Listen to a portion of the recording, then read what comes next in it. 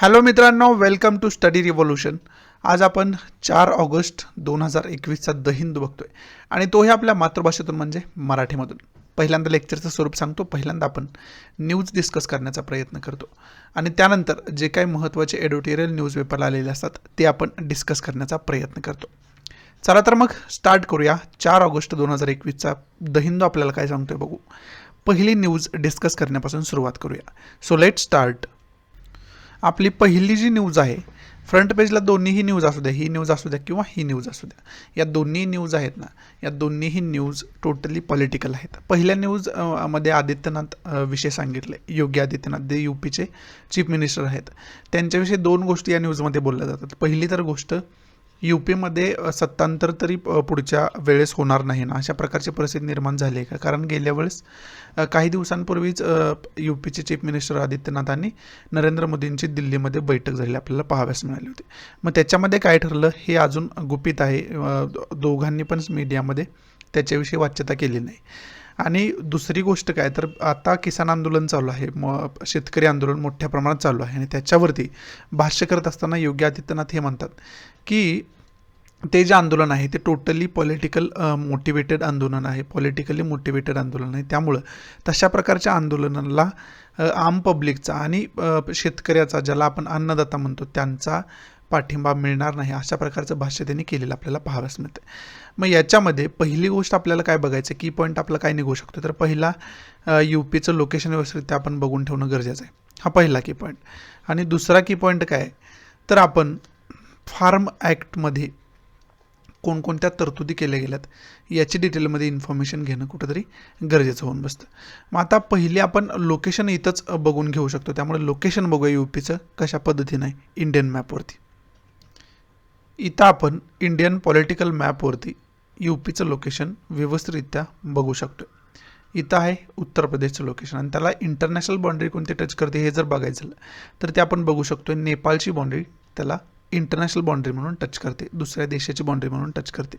आणि आपल्या देशातल्याच राज्यांची कोणकोणत्या बाउंड्री टच करते, तर पहिल्यांदा इथं बिहारची बाउंड्री टच करते, त्यानंतर इथं झारखंड बघू शकता तुम्ही, त्यानंतर छत्तीसगडची बाउंड्री त्याला टच करते, मध्य प्रदेशची बाउंड्री त्याला टच करते, राजस्थानची बाउंड्री त्याला टच करते, हरियाणाची करते, त्यानंतर दिल्ली जी राजधानी आपली आहे त्याची बाउंड्री त्याला टच करताना आपल्याला पाहाव्यास मिळते. त्याचबरोबर हिमाचल प्रदेशची बाउंड्री टच करते, उत्तर प्रदेशची बाउंड्री टच करते. एवढ्या राज्यांची त्याला बाउंड्री टच करताना आपल्याला पाहाव्यास मिळते. त्यानंतर फिजिकल मॅपवरती तुम्ही यूपीमधल्या महत्त्वाच्या रिव्हर बघू शकताय. त्याच्यामध्ये तुम्ही गंगा रिव्हर नोट करू शकतो आपण. त्यानंतर इथं घागरा रिव्हर आहे. या महत्त्वाच्या रिव्हर खरं तर यूपीमधल्या मानल्या जातात. त्यानंतर यमुना रिव्हरसुद्धा आपण महत्त्वाचे रिव्हर म्हणून कन्सिडर करू शकतो. समजते तुम्हाला? या खरं तर यूपीमधल्या महत्त्वाच्या रिव्हर, विशेष करून गंगा रिव्हर यूपीमध्ये महत्त्वाचे रिव्हर असलेले आपल्याला पाहाव्यास मिळते. पुढची न्यूज आहे, राहुल गांधींनी पार्लमेंटपर्यंत रॅली काढलेली आपल्याला पाहाव्यास मिळते. आणि त्याच्यामध्ये विशेष करून फ्युअल प्राईस ज्या वाढलेल्या आहेत, तेलाच्या किमती ज्या वाढलेल्या आहेत त्याचा मुद्दा विशेष करून होता. आणि त्याचबरोबर गॅसच्या किमती असतील त्यासुद्धा वाढलेल्या आपल्याला पाहाव्यास मिळतात, त्याचासुद्धा मुद्दा होता. आणि त्याच्या विरोधात कुठंतरी त्यांच्याकडून प्रोटेस्ट केलेला आपल्याला पाहाव्यास मिळतोय. ती सांगणारी खरं तर ही न्यूज आहे. पुढची न्यूज आहे ती महाराष्ट्राशी रिलेटेड आहे. महाराष्ट्रामध्ये जवळजवळ 2.8 ते 4.1 पटीनं जास्त डेथ पाहाव्यास मिळाल्यात कोविड-19मुळे झालेल्या डेथ. आणि त्याचा पिरियड काय तर एप्रिल 2020 टू मे 2021 हा पिरियड आहे. एप्रिल 2020 टू मे 2021 या पिरियडमध्ये जवळजवळ 3 पटीपेक्षा जास्त डेथ झालेले आपल्याला पाहाव्यास मिळाले आहेत. मग याच्यातून की पॉईंट आपण काय घेऊ शकतो, तर याच्यातून आपण घेऊ शकतो महाराष्ट्राचं लोकेशन बघून ठेवणं आपल्याला गरजेचं होऊन बसतं. हा की पॉईंट या न्यूजमधून आपण घेऊ शकतो. मग आपण महाराष्ट्राचं लोकेशन बघून ठेवूया व्यवस्थितरित्या कशा पद्धतीने इंडियन पॉलिटिकल मॅपवरती. इथं आपण बघू शकतो इंडियाचा पॉलिटिकल मॅप आणि त्याच्यामध्ये विशेष करून महाराष्ट्र बघायचा आपल्याला.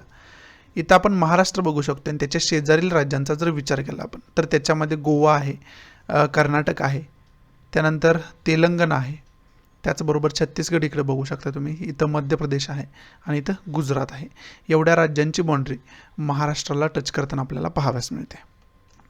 पुढची न्यूज आहे ती CBSEशी रिलेटेड असलेली न्यूज आपल्याला पाहाव्यास मिळते आणि CBSEचा रिझल्ट 99% लागलेला या न्यूजमध्ये सांगितलेलं आपल्याला पाहाव्यास मिळते. समजते याच्यामधून की पॉईंट आपल्याला हा निघू शकतो की CBSE विषयी डिटेल इन्फॉर्मेशन आपण बघून ठेवणं कुठंतरी गरजेचं आहे. विकिपीडियावरून बेसिक इन्फॉर्मेशन जरी बघितली तरी ती मोर दॅन सफिशियंट आहे आपल्यासाठी. पुढच्या 2 ज्या न्यूज आहेत ही एक न्यूज आहे आणि या 2 न्यूज आहेत त्या दिल्लीमध्ये आत्ताच एक भयानक प्रकार समोर आला आहे. वेस्ट झोनमध्ये दिल्लीच्या साऊथ वेस्ट दिल्लीमध्ये नांगल जो भाग आहे तिथं एका 9 वर्षाच्या मुलीचा रेप झालेला आपल्याला पाहाव्यास मिळाला. आणि त्याच्यापेक्षा भयानक गोष्ट ही आहे की स्मशानभूमीमध्ये विशेष करून रेप झाल्यानंतर तिला तिच्या आईवडिलांना न सांगता जे आरोपी आहेत त्यांनी तिचा अंत्यविधी केलेला आपल्याला पाहाव्यास मिळतो. अशा प्रकारची घटना समोर आलेली आपल्याला पाहाव्यास मिळते आणि त्याच्याविषयी सोशल मीडियावरती कॅम्पेनसुद्धा हॅशटॅग कॅम्पेनसुद्धा चालू आहे.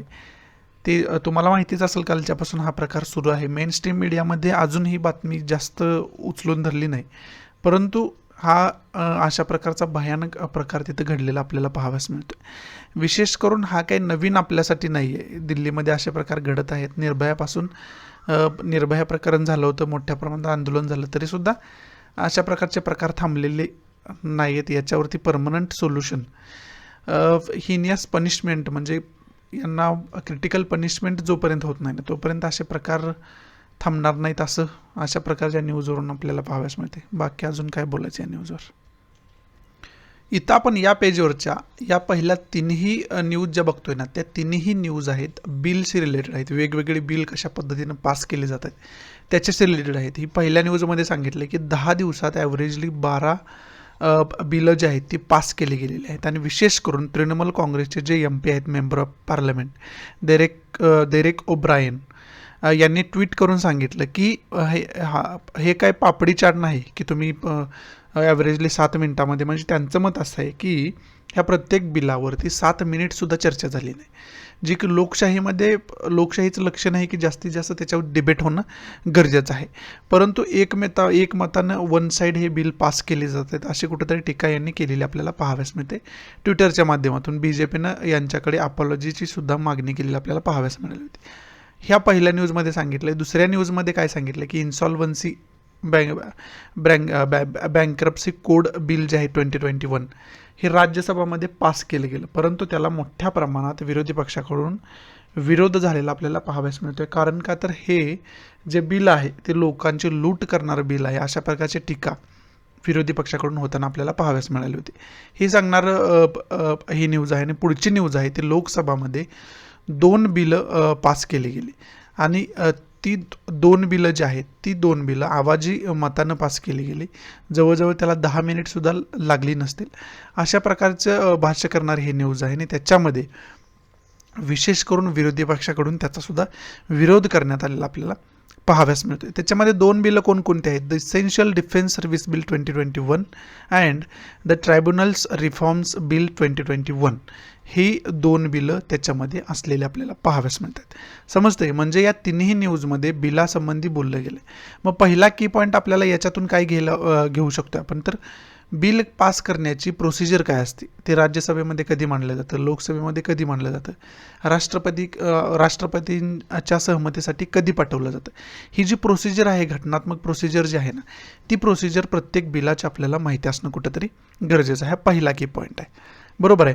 आणि दुसरा की पॉईंट काय आहे, तर याच्याबरोबरच विरोधी पक्षामध्ये पेगासस स्पायवेअर आहे आणि फार्म्स ॲक्ट्स आहे, त्याच्या संबंधी सुद्धा मोठ्या प्रमाणात पार्लमेंटमध्ये गदारोळ विरोधी पक्षाकडून होताना आपल्याला पाहाव्यास मिळते. त्यामुळं फार्म्स ॲक्टमध्ये काय काय तरतुदी दिल्यात ना त्या बघणं खूप गरजेचं होऊन बसतं या न्यूजच्या अंतर्गत. याच्या अगोदर पण मी ही गोष्ट तुम्हाला सांगून ठेवलेली. पुढची न्यूज आहे parliamentary standing committee on labour जी आहे त्यांनी रिपोर्टमध्ये त्यांच्या रिपोर्टमध्ये आत्ताच त्यांनी रिपोर्ट प्रदर्शित केला, विशेष करून लोकसभेमध्ये आणि त्यानंतर राज्यसभेमध्ये. आणि त्या रिपोर्टमध्ये त्यांनी रिकमेंडेशन दिलेलं आहे की सोशल सिक्युरिटी जी वर्करसाठी आहे ती सोशल सिक्युरिटी गव्हर्नमेंटला देणं गरजेचं आहे. आता सोशल सिक्युरिटी म्हणजे काय, तर मायग्रंट वर्कर असतील किंवा इन्फॉर्मल वर्कर असतील, त्यांचा रोजगार कोविड-19मुळे गेलेला आपल्याला पाहावयास मिळतोय. म्हणजे कोणत्याही प्रकारे रोजगाराचं साधन त्यांच्याकडे अवेलेबल नाही. त्यामुळे त्यांच्या डायरेक्ट अकाउंटवरती पैसे पाठवून त्यांना मदत करायला पाहिजे सरकारनं. अशा प्रकारचा रिकमेंडेशन त्याने रिपोर्ट्समध्ये केलेलं आपल्याला पाहाव्यास मिळतं. समजते. आणि कालच्या ज्या आपण आर्टिकल्समध्ये पिरियडिक लेबर फोर्स सर्वे जो होता ना, त्याचा सुद्धा उल्लेख येतं. PLFSचा सुद्धा उल्लेख याच्यामध्ये आलेला आपल्याला पाहाव्यास मिळतं. कालचं न्यूजपेपरमध्ये आपण याच्याविषयी डिटेल इन्फॉर्मेशन बघितली होती. याच्यावरती एक आर्टिकल्स आलं होतं, त्यांच्या रिपोर्टमध्ये त्यांनी काय सांगितले ते आपण डिटेलमध्ये त्यावेळेस बघितलं होतं.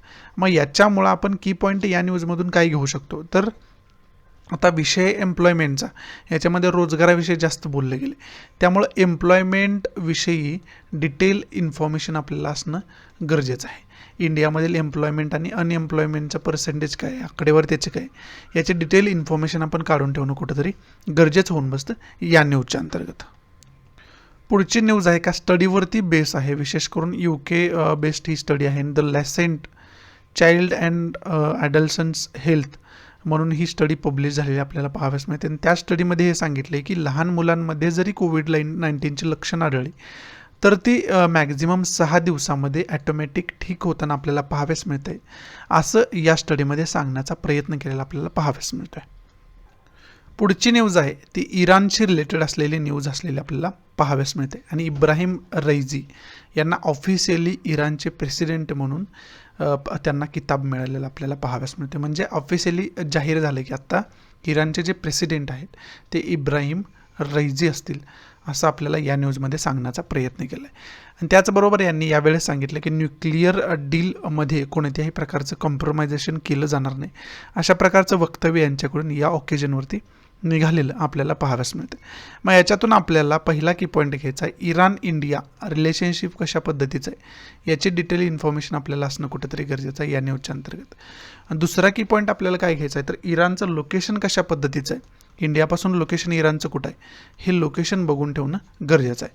मग आता इराणचं लोकेशन आपण व्यवस्थितरित्या मॅपवरती बघून घेऊयात, इंडियापासून कोणत्या दिशेला कशा पद्धतीने आहे. या मॅपवरती तुम्ही बघू शकताय इथं आपल्याला इंडिया पाहाव्यास मिळतो आपला, आणि त्यानंतर या दिशेला जर तुम्ही गेला तर इथं आपल्याला इराण पाहाव्यास मिळतं आहे.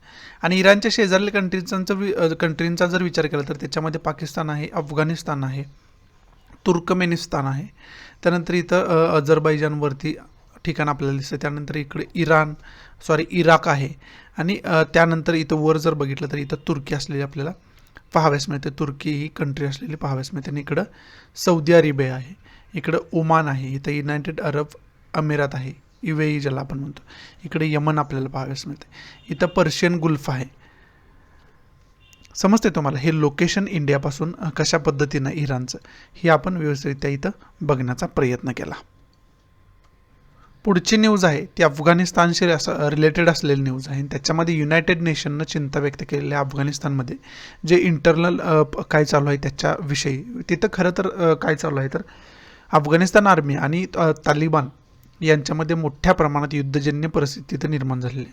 आणि त्याच्यामध्ये सिव्हिलियन नागरिक म्हणजे सामान्य नागरिक जे अफगाणिस्तानी आहेत ते जास्त मारले जात आहेत. आणि त्याच्यामध्ये युनायटेड नेशननं सांगितलं आहे की 24 तासामध्ये जवळजवळ 40 सामान्य नागरिक यांच्या क्लॅशमध्ये मारले जात आहेत. आणि त्याच्याविषयी युनायटेड नेशननं चिंता व्यक्त केलेली आपल्याला पाहाव्यास मिळते. मग याच्यामधून आपल्याला पहिला की पॉईंट काय बघायचं तर अफगाणिस्तानचं लोकेशन व्यवस्थितरित्या बघून ठेवणं गरजेचं आहे. त्याचबरोबर अफगाणिस्तान इंडिया रिलेशनशिप कशा पद्धतीचं आहे याचे डिटेल इन्फॉर्मेशन आपल्याला असणं गरजेचं आहे. हा पहिला की पॉईंट. दुसरा की पॉईंट काय तर युनायटेड नेशनविषयी विकिपीडियाच्या माध्यमातून इन्फॉर्मेशन बघून ठेवणं आपल्याला गरजेचं होऊन बसतं. मग आता अफगाणिस्तानचं लोकेशन आपण व्यवस्थितरित्या बघून घेऊयात कुठं आहे ते. या मॅपवरती आपण अफगाणिस्तानचं लोकेशन बघू शकतोय. इथं अफगाणिस्तानचं लोकेशन आहे आणि इथं आपला इंडिया असलेला आपल्याला पाहाव्यास मिळतो आहे. आणि अफगाणिस्तानच्या शेजारील कंट्रींचा जर विचार केला तर त्याच्यामध्ये पाकिस्तान आहे, त्यामध्ये इंडिया आहे, त्यामध्ये चायना आहे, इकडं ताजिकिस्तान आहे, इकडं उझबेकिस्तान आहे, इथं तुर्कमेनिस्तान आहे, इथं इराण आहे. या त्याच्या खरं तर महत्त्वाच्या शेजारील कंट्रीज मानल्या जाताना आपल्याला पाहाव्यास मिळतात. हा अफगाणिस्तानचा व्यवस्थितरित्या मॅप आपण बघून घेतला की इंडियापासून कशा पद्धतीनं अफगाणिस्तानचं लोकेशन आहे. आता युनायटेड नेशनची इन्फॉर्मेशन बघून घेऊया कशा पद्धतीनं आहे ते विकिपीडियाच्या माध्यमातून. इथं आपण विकिपीडियाच्या माध्यमातून बेसिक इन्फॉर्मेशन त्याची बघू शकतोय. याच्या युनायटेड नेशनची स्थापना कोणत्या ध्येयाला समोर ठेवून झालेली आहे, तर त्याच्यामध्ये इंटरनॅशनल पीस, आंतरराष्ट्रीय शांतता आणि आंतरराष्ट्रीय सुरक्षितता मेंटेन करण्यासाठी युनायटेड नेशनची स्थापना झालेली आहेत. त्याचं हेडक्वार्टर जे आहे ते न्यूयॉर्कमध्ये आहे, युनायटेड स्टेट अमेरिकामध्ये. फाउंडेशन कधी झालं, याचा पाया कधी घातला गेला आहे, तर 24 ऑक्टोबर 1945 रोजी याचं फाउंडेशन झालेलं आपल्याला पाहाव्यास मिळतं. सेक्रेटरी जनरल त्याचे कोण आहे, तर अँटोनियो गुटेरस हे सेक्रेटरी जनरल असलेले आपल्याला पाहाव्यास मिळतात. आणि फाउंडर्स कंट्री महत्त्वाच्या कोणकोणत्या आहेत, तर त्याच्यामध्ये युनायटेड स्टेट आहे, इंडिया आहे, युनायटेड किंगडम आहे, ब्राझील आहे, फ्रान्स आहे आणि आणखी काही सुद्धा कंट्री त्याच्यामध्ये इन्व्हॉल्व असलेले आपल्याला पाहाव्यास मिळतात. समजतंय तुम्हाला. आणि आता युनायटेड नेशन इथं बघतोय ना, तर ते युनेस्को सुद्धा जास्त न्यूजमध्ये. मग हे जे युनेस्को आहे हा सुद्धा युनेस्कोसुद्धा याचाच पार्ट असलेला आपल्याला पाहाव्यास मिळतं. त्यानंतर युनायटेड नेशन सेक्युरिटी काउन्सिलसुद्धा न्यूजमध्ये. मग ही जी युनायटेड नेशन सेक्युरिटी काउन्सिल आहे ती सुद्धा युनायटेड नेशनचाच एक पार्ट असलेला आपल्याला पाहाव्यास मिळतं. समजते. मग युनायटेड नेशन बरोबरच युनायटेड नेशन सेक्युरिटी काउन्सिल माहिती पाहिजे आणि युनेस्कोसुद्धा माहिती असायला पाहिजे आपल्याला. समजते. एवढी बेसिक इन्फॉर्मेशन आपल्याला मोर दॅन सफिशियंट आहे.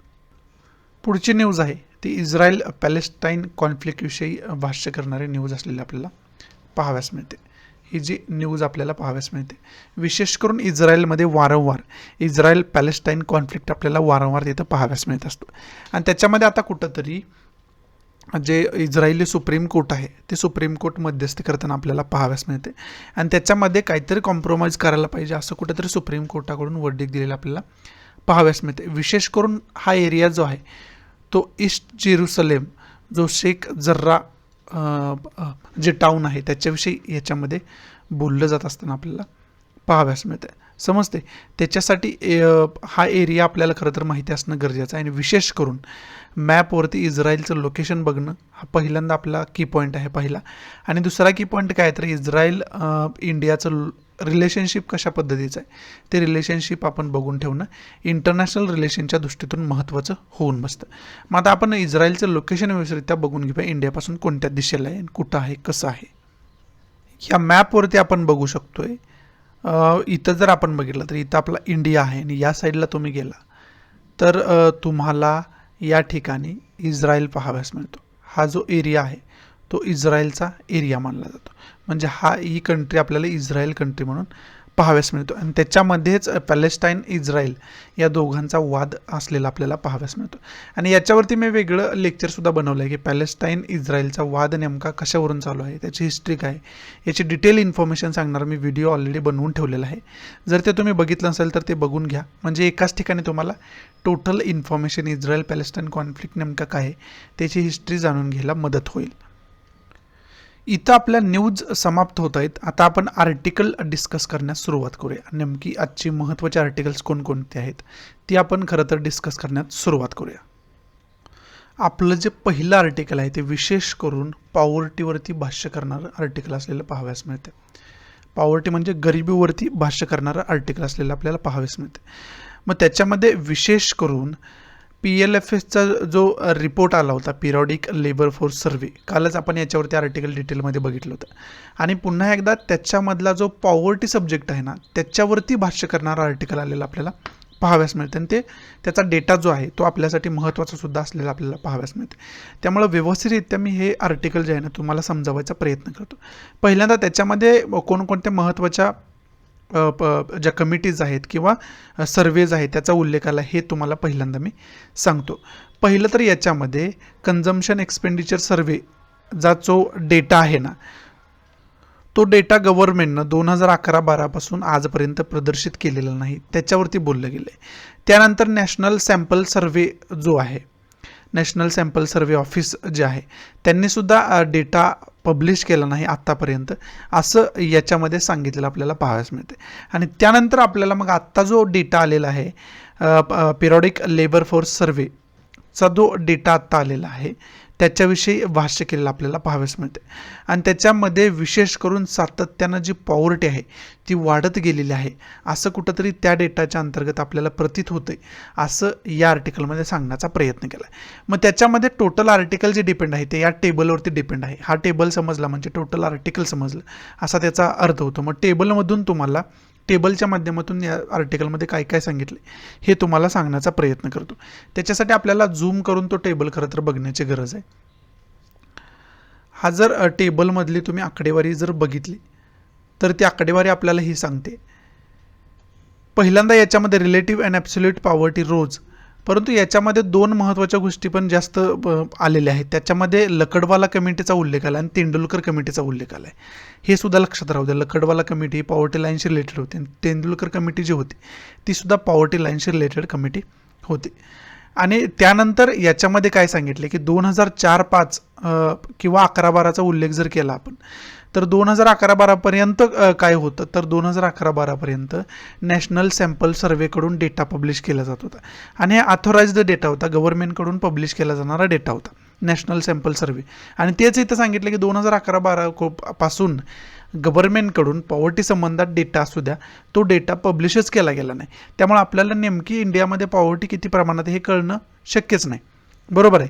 मग आता यांनी काय केलं तर मग त्याच्या बदल्यात आता अभ्यास कशाचा केला जातोय तर पिरियॉडिक लेबर फोर्स सर्वेचा अभ्यास केला जातोय, त्याला जास्त मध्यवर्ती मानलं जाते.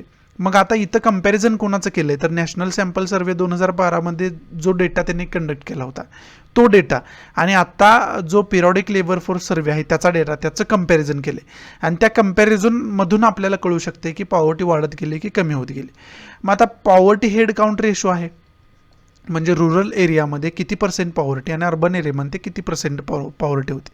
आता 2004-05 आणि 2011-12चा उल्लेख केला तर 2004-05 मध्ये या वर्षामध्ये रुरल एरियामध्ये 41.8% गरिबी होती म्हणजे पॉवर्टी होती आणि 2011-12मध्ये ती 25.7% झाली म्हणजे कुठंतरी कमी झाली होती. 2004-05चा च्या कंपॅरिझनमध्ये 2011-12मध्ये पॉवर्टी काय झाली ती कमी झाली ती कारण 41%वरून 25%पर्यंत आली होती. परंतु तेच आकडेवारी जर 2019-20च्या म्हणजे आत्ताच्या डेटासोबत मॅच केली तर त्याच्यामध्ये 30.5% पॉवर्टी आपल्याला पाहावयास मिळते. म्हणजेच काय झाले पॉवर्टी वाढलेली आहे कारण अगोदर 25.7% होती 2011-12मध्ये, आता ती 2019-20मध्ये 30.5% झालेली पाहावयास मिळते. तसंच आपण अर्बन एरियाचा जर उल्लेख केला तर अर्बन एरियाची पॉवर्टी होती अर्बन एरियामध्ये जो नागरी एरिया जो आहे ना जो शहरी एरिया जो आहे ना त्याला आपण अर्बन एरिया म्हणू शकतो. अर्बन एरियाची पॉवर्टी पर्सेंटेज किती होतं 2004-05 मध्ये तर ते होतं 25.7% आणि त्याच्याच कंपॅरिझन 2011-12शी केलं तर 2011-12मध्ये 13.7% पॉवर्टी झाली होती म्हणजे कुठंतरी कमी झाली होती. परंतु 2011-12 पासून जर 2019-20चा उल्लेख केला आपण तर ती 15.5% झालेली आहे म्हणजे 2011-12मध्ये 13.7% होती ती आता 2019-20मध्ये 15.5% झालेली म्हणजे काय झाले तर पॉवर्टी वाढलेली आहे. आणि टोटलचा जर आपण उल्लेख केला रुरल अर्बनचा तर 2004-05 मध्ये 37.2% होती, 2011-12 मध्ये 21.9% होती आणि 2019-20 मध्ये जर बघितलं आपण तर 25.9% झाली. म्हणजे 2019-20 मध्ये गरिबी जी आहे ती वाढलेली आपल्याला पाहाव्यास मिळते. त्यानंतर पुढं आपल्याला काय दिलं इथं तर पुढं दिलंय नंबर ऑफ पुअर्स म्हणजे गरीब लोकांची संख्या मिलियन्समध्ये दिली. गरीब लोकांची संख्या आपल्याला दशलक्षमध्ये दिली. मिलियन्स म्हणजे 1 दशलक्ष त्याला आपण 1 मिलियन म्हणू शकतो. अशी मिलियन्स म्हणजे संख्या गरिबांची दिली. मग रुरल एरियामध्ये गरिबांची संख्या 2004-05 मध्ये 325.8 मिलियन होती म्हणजे 325.8 दशलक्ष होती. ती परत 2011 मध्ये किती झाली तर 216.7 दशलक्ष झाले म्हणजे 325 मिलियनवरून 216 मिलियनवरती आलेले पाहाव्यास मिळते. 325 दशलक्षपासून 216 दशलक्षपर्यंत आलेली पाहाव्यास मिळते म्हणजे कमी झालेली पाहाव्यास मिळाली होती 2011-12पर्यंत. परंतु ती जर 2019-20 मध्ये बघितली तर 270 दशलक्ष झालेले आपल्याला पाहाव्यास मिळते म्हणजे 270 मिलियन झालेले आपल्याला पाहाव्यास मिळते म्हणजे 216 होती ती आता 270 झाली. म्हणजे गरीब लोकांची संख्यासुद्धा वाढताना आपल्याला पाहाव्यास मिळते. आणि त्यानंतर आता अर्बनचा दिलं आहे, म्हणजे शहरी आकडेवारी दिले, त्याच्यामध्ये 81.4 दशलक्ष 2004-05 गरिबांची संख्या होती. ती आता 2011-12 53.1 दशलक्ष झालेले पाहाव्यास मिळाले. म्हणजे 81 वरून 53 वरती आलं, म्हणजे गरिबांची संख्या जी आहे ते कमी झाली होती. परंतु 2019-20चा जर उल्लेख केला आपण तर ती 71 झालेली आहे, 71 दशलक्ष, म्हणजे 53 वरून 71 दशलक्ष, म्हणजे ती कुठंतरी वाढलेली आपल्याला पाहाव्यास मिळते. आणि टोटल जर आपण दोघांचं बघितलं अर्बन आणि रुरलचं, तर ती 2004-05 407.2 दशलक्ष होती. ती 2011-12 269.8 दशलक्ष झालेले आपल्याला पाहाव्यास मिळाले. आणि 2019-20चा उल्लेख केला तर 348 दशलक्ष झालेले आपल्याला पाहाव्यास मिळते. गरिबांची संख्या म्हणजे पुअर पीपल्सची संख्या, म्हणजे ती कुठंतरी वाढताना आपल्याला पाहाव्यास मिळते. समजते तुम्हाला. आणि तेंडुलकर पॉवर्टी लाईन काय दिली होती, तर रुरलची पॉवर्टी लाईन दिली होती 446 पर मंथ. तुमचा इन्कम जर 446 पेक्षा कमी असेल तर तुम्ही गरिबीच्या रेषेच्या खाली येता, असं कुठं तर तेंडुलकर कमिटीनं सांगितलं होतं. बरोबर आहे. म्हणजे पर पर्सन हा इन्कमसुद्धा आपण म्हणू शकतो की पर पर्सन इन्कम जर 446 पेक्षा कमी तुमचा असेल तरीसुद्धा, म्हणजे एकंदरीत तुमचा इन्कम बेस्ड पॉवर्टी लाईन काय असते ना, हे तेंडुलकर कमिटीनं सांगण्याचा प्रयत्न याच्यामध्ये केला होता. हे तेंडुलकर कमिटीचं रिपोर्ट एवढा काही इम्पॉर्टंट नाही, याच्यावरून एवढं काय समजून तुम्हाला घेता येणार नाही. परंतु महत्त्वाचा डेटा काय, तर पॉवर्टी लाईन जो इथं कंपॅरिझन केले ना, हे कंपॅरिझनचं टेबल जे आहे ते तुम्ही नोट डाऊन करा. याचा उपयोग तुम्ही आन्सर रायटिंगमध्ये एसेमध्ये खूप चांगल्या प्रकारे करू शकताय. त्यामुळे हा डिटेल टू डिटेल मी तुम्हाला समजावून सांगण्याचा प्रयत्न केला. मग आता या आर्टिकलमध्ये काय सांगायचा प्रयत्न केला आहे, तर वरचीवर जे आहे ना, डे टू डे जो आहे ना, पुढं जसं जाईल आपण तसं आपली पॉवर्टी लाईनसुद्धा वाढत चाललेली आहे. म्हणजे पॉवर्टी म्हणजे गरिबीसुद्धा वाढत चाललेली आहे, असं कुठंतरी या आर्टिकलमध्ये सांगण्याचा प्रयत्न केला आहे. आणि त्याच्यावरती गरिबी ही आपण लपवून चालणार नाही, तर गरिबी कमी करण्यासाठी आपण गव्हर्नमेंटनं कार्य करणं गरजेचं आहे, असं कुठंतरी या आर्टिकलमध्ये सांगण्याचा प्रयत्न केला आहे. मग आता या आर्टिकलमधून हा झाला कोर गाभा आर्टिकलचा, म्हणजे या आर्टिकलमध्ये कंपॅरिझन करून सांगितले की 2011-12 पॉवर्टी ही कमी होत होती, परंतु 2011-12 नंतर जेव्हापासून गव्हर्नमेंटनं डेटा पब्लिश करायचा बंद केला पॉवर्टी संबंधीचा, तेव्हापासून कुठंतरी पॉवर्टी आपल्याला वाढत गेलेली पाहाव्यास मिळते, असं या आर्टिकलमध्ये सांगण्याचा प्रयत्न केला आहे. हे आर्टिकलचा कोर गाभा आहे. मग याच्यामधून पहिला की पॉईंट आपल्याला घ्यायचा आहे, पॉवर्टीविषयी डिटेल इन्फॉर्मेशन आपल्याला असायला पाहिजे. म्हणजे पॉवर्टीची डेफिनेशन काय, नेमके पॉवर्टी ही कन्सेप्ट काय, याची डिटेल इन्फॉर्मेशन आपल्याला असणं कुठंतरी गरजेचं आहे. हा पहिला की पॉईंट. दुसरा की पॉईंट काय, तर इथं नॅशनल सॅम्पल सर्वेचा उल्लेख आला आहे. मग तो नॅशनल सॅम्पल सर्वेविषयी डिटेल इन्फॉर्मेशन आपल्याला माहिती पाहिजे. त्यानंतर जर विचार केला आपण तर CESचा उल्लेख आला इथं, म्हणजे कन्झम्पशन एक्सपेंडिचर सर्वे जो गव्हर्नमेंटकडून पब्लिश केला जात होता. मग तो कन्झम्पशन एक्सपेंडिचर सर्वेविषयी सुद्धा डिटेल इन्फॉर्मेशन आपल्याला असायला पाहिजे. हा दुसरा की पॉईंट. तिसरा की पॉईंट काय, तर 2 कमिट्यांचा याच्यामध्ये उल्लेख आला आहे. एक तर लकडवाला कमिटीचा उल्लेख आला आहे आणि त्यानंतर ज्या कमिटीचा उल्लेख आला आहे ती आहे तेंडुलकर कमिटी. मग त्या तेंडुलकर कमिटी आणि लकडवाला कमिटी या 2 कमिटींविषयी आपल्याला डिटेल इन्फॉर्मेशन असायला पाहिजे. बरोबर आहे. हा तिसरा की पॉईंट. आणि चौथा की पॉईंट महत्त्वाचा म्हणजे काय, हे जे टेबल मी आता तुम्हाला समजावून सांगितले ते तुम्ही व्यवस्थितरित्या नोट डाऊन करून घ्यायला पाहिजे आणि त्याची रिव्हिजन वारंवार करून ठेवायला पाहिजे. तो टेबल जवळजवळ तुमचा पाठ असायला पाहिजे. त्याचा खूप उपयोग तुम्हाला आन्सर रायटिंगमध्ये विशेष करून मार्क मिळवण्यामध्ये होऊ शकतो. त्यामुळे प्लीज हा टेबल डिटेलमध्ये अभ्यासून ठेवा, पाठच करून ठेवा जमलं तर. एवढे 4 की पॉईंट आपण या या आर्टिकलमधून घेऊ शकतो आहे. पुढचं आर्टिकल महत्त्वाचं कोणतं आहे ते बघूयात आता. पुढची न्यूज आहे USAशी रिलेटेड. आत्ताच आपण बघितलं होतं की अँटोनी ब्लिंकन जे USAचे सेक्रेटरी ऑफ स्टेट आहेत त्यांनी इंडियाला भेट दिलेली आपल्याला पाहाव्यास मिळालं होतं. बरोबर आहे. मग या आर्टिकलमध्ये हेच सांगितलं की इंडो पॅसिफिकमधल्या जो रिजन आहे, ज्या कंट्रीज आहेत ना, त्या कंट्रीजमध्ये विशेष करून USA जे आहे तो आपला व्यापारिक संबंध वाढवताना आपल्याला पाहावयास मिळते. या कंट्रींसोबत आपले जे संबंध आहे ते मजबूत करताना आपल्याला पाहावयास मिळते. आणि त्याच्यामागे निगेटिव्ह आणि पॉझिटिव्ह पॉईंट इथं सांगण्याचा प्रयत्न केला आहे. ते आपल्यासाठी इम्पॉर्टंट नाही आहेत. आपल्यासाठी इम्पॉर्टंट पहिला की पॉईंट या न्यूजमधून काय निघतोय तर इंडिया USA रिलेशनशिप कशा पद्धतीचं आहे याची डिटेल इन्फॉर्मेशन आपल्याला असणं गरजेचं आहे. समजते. याच्यावरती एक डिटेल लेक्चरसुद्धा मी बनवेल, कारण इंडिया US रिलेशन जास्त न्यूजमध्ये असतो वारंवार. हा पहिला की पॉईंट आपला. दुसरा की पॉईंट काय तर इथं इंडो पॅसिफिक रिजनचा उल्लेख आला आहे. इंडो पॅसिफिक रिजनचा उल्लेख आला इथं. मग ते इंडो पॅसिफिक रिजन कोणतं आहे, त्याच्याशी रिलेटेड कंट्रीज कोणकोणत्या आहेत याची डिटेल इन्फॉर्मेशन कुठंतरी आपल्याला असणं कुठंतरी गरजेचं आहे. हे दोन की पॉईंट आपण या आर्टिकलच्या अंतर्गत घेऊ शकतो. त्याचबरोबर इथं G20चा उल्लेख आला आहे, ग्रुप 20, त्याचीसुद्धा डिटेल इन्फॉर्मेशन आपल्याला असायला पाहिजे. हे अगोदर पण मी तुम्हाला सांगून ठेवलेलं आहे. त्यामुळं हे 3 की पॉईंट आपण घेऊ शकतोय या आर्टिकलमधून विशेष करून. आता मग मॅपच्या माध्यमातून आपण बघून घेऊया की इंडो पॅसिफिक रिजन नेमका कोणता आहे तो. याच्यामध्ये आपण विशेष करून इंडो पॅसिफिकचा एरिया जर कन्सिडर करायचा झाला आपल्याला तर हा आपण कन्सिडर करू शकतोय इंडो पॅसिफिकचा एरिया आहे. हा टोटल एरिया जो आहे ना तो इंडो पॅसिफिकचा एरिया मानला जातो विशेष करून.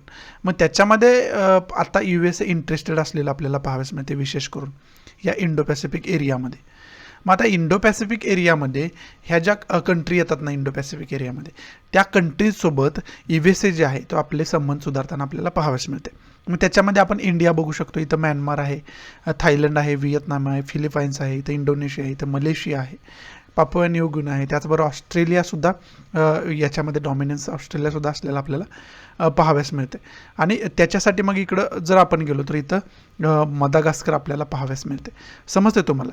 ह्या ज्या महत्त्वाच्या इंडो पॅसिफिक रिजनमधल्या ज्या कंट्रीज येतात ना त्या कंट्रीजसोबत जे USA आहे ते वारंवार जे आहे आपला संबंध जे आपले आहे ते सुधारताना आपल्याला पाहाव्यास मिळते. मग याच्यामधून जर USAचं लोकेशन आपण बघितलं नाही तर कुठं आहे नेमकं तर USAचं लोकेशनसुद्धा आपण बघू शकतोय. मग त्याच्यामध्ये USAचं लोकेशन आपण या साईडला इथं बघू शकतो. USAचं लोकेशन जर आपल्याला बघायचं झालं तर या दिशेला USA जो आहे ना तो या दिशेला आपला संबंध वाढवत असताना आपल्याला पाहाव्यास मिळतं. इथं इंडिया आपण पाहाव्यास मिळतो. हा जो इकडचा एरिया आहे ना तो जो एरिया आहे तो आहे इंडो पॅसिफिक रिजन. समजते. आणि युनायटेड स्टेट त्याच्यामध्ये आपलं व्यापारिक संबंध विशेष करून वाढवायचा प्रयत्न करत असताना आपल्याला पाहाव्यास मिळते. आणि तेच खरं तर त्या आर्टिकलमध्ये सांगण्याचा प्रयत्न केला आहे. इथं आपला आजचा द हिंदू समाप्त होतोय. एवढेच आजच्या न्यूजपेपरमध्ये आर्टिकल महत्त्वाचे आहेत. बाकी इम्पॉर्टंट असं काही नाही आहे. बाकी एक आर्टिकल आले अफगाणिस्तानवरती, पण ते अफगाणिस्तानवरती ते रोजचं मी जे तुम्हाला सांगतोय तेच त्याच्यामध्ये सांगण्याचा प्रयत्न केला. त्याच्यामध्ये अशा काही विशेष फॅक्च्युअल गोष्टी आपल्याला पाहाव्यास मिळत नाहीत. इथं तुम्ही खाली बघू शकता. इथं अफगाणिस्तानचं आर्टिकल आहे आणि अफगाणिस्तानमध्ये USAच्या एक्झिटमुळं काय परिणाम होतोय ना ते सांगायचा प्रयत्न केला आहे. आणि त्यांचं थोडं इंटरनल पॉलिटिक्स सांगायचा प्रयत्न केला आहे की USA म्हणजे अफगाणिस्तान आर्मी आणि तालिबानमध्ये कशा पद्धतीनं कॉन्फ्लिक्ट चालू आहे आणि त्याच्यामध्ये USA का कारणीभूत ठरत आहे. म्हणजे USA एक्झिट करते म्हणून अफगाणिस्तान तालिबान तिथं जास्त पॉवरफुल ठरत आहे. अशा प्रकारचं भाष्य करणारे आर्टिकल आहे. त्याच्यामध्ये विशेष काय ना अफगाणिस्तानचं लोकेशन वगैरे ऑलरेडी आपण बघून ठेवलेलं आहे. त्यामुळे आणि अफगाणिस्तान इंडिया रिलेशनशिपसुद्धा बघायला मी ऑलरेडी तुम्हाला सांगितलेलं आहे.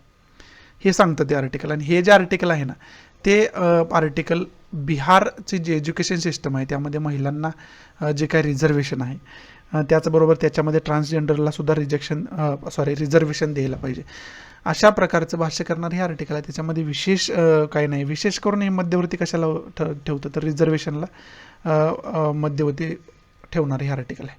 त्यामुळे त्याच्यामध्ये विशेष असं काही अभ्यासण्यासारखं नाही आहे. फक्त एज्युकेशनल पॉलिसी जी नॅशनल लेवलची आपली एज्युकेशन पॉलिसी सांगणारं आर्टिकल असतं ना तर आपण डिटेलमध्ये त्याचा अभ्यास केला तर कारण ती नॅशनल पॉलिसी आपल्याला सेंट्रल गव्हर्नमेंटची खूप महत्त्वाची आहे.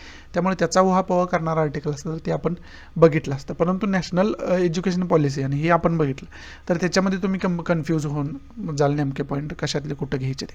त्यामुळे आणि त्याच्यामध्ये फॅक्च्युअल गोष्टी काय अशा काही नाही आहेत. फक्त रिझर्वेशन SCसाठी OBCसाठी STसाठी इकॉनॉमिकल विकर सेक्शनसाठी जे दिलं जाते ना त्याच्यावरती भाष्य करणार हे खरं तर आर्टिकल आहे.